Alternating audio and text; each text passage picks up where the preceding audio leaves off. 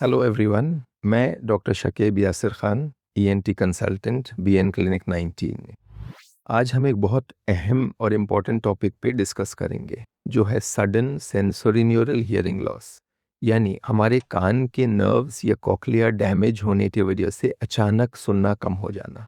ये एक medical emergency है। ये कई तरीकों से प्रेजेंट कर सकती है। यूजुअली ऐसा महसूस होगा जैसे हमारे एक या दोनों कान बंद हो गए। हमें ये भी महसूस होगा कि हम कम सुन रहे हैं। अगर ये अचानक हुआ हो तो इसे कभी भी इग्नोर नहीं करना चाहिए। इसकी वजह क्या होती है? यूजुअली ये वायरल इन्फेक्शन की वजह से होता है। अगर कोई वायरल इन्फेक्शन हो, सर्दी लग जाए, इससे भी ये हो सकता है।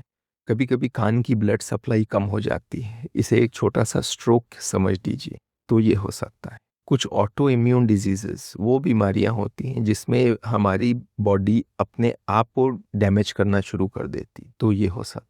कभी कभी बहुत तेज आवाज़ अगर हमारे कान के सामने हो, जैसे कोई गाड़ी का हॉर्न या किसी पटाखे फूटने की आवाज़, इससे भी ये हो सकता है। कभी कभी ये किसी मेडिसिन के साइड इफ़ेक्ट्स की वजह से भी हो सकता है।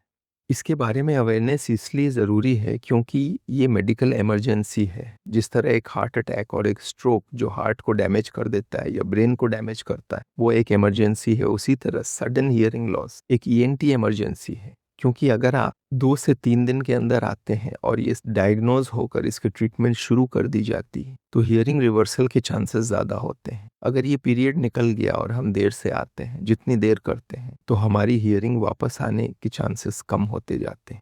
इसे हम कैसे ट्रीट करते हैं? सबसे पहले डायग्नोसिस, अगर हमें पता चलता है और कुछ टेस्ट हम करते हैं जिससे हम कंफर्म कर सकते हैं कि हियरिंग लॉस है, ये नर्व हियरिंग लॉस है, तो हम कानों में इंजेक्शन देते हैं, स्टेरॉयड इंजेक्शंस। अगर 2 से 3 दिन के अंदर आप आते हैं तो ये स्टेरॉयड इंजेक्शंस बहुत इफेक्टिव होते हैं, हमारी हियरिंग वापस आ सकती है। अगर ये विंडो लूज हो जाता है तो चांसेस कम हो जाते हैं।